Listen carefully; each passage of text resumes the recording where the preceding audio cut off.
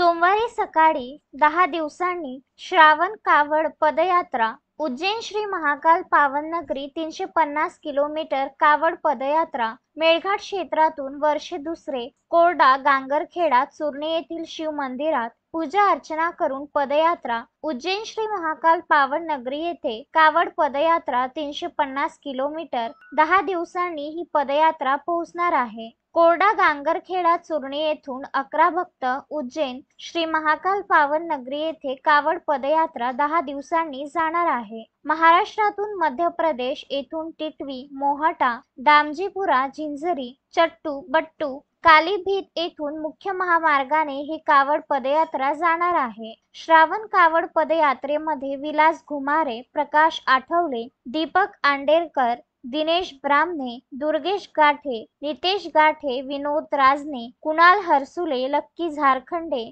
आशिष मोरे इत्यादी भक्त श्रावण कावड पदयात्रेमध्ये सामील झाले आहेत। आयोजक श्री महाकाल भक्त मंडळ कोरडा गांगरखेडा चुरणे यांनी आयोजन केले आहे। मारुती पाटणकर विदर्भ न्यूज चिखलदरा।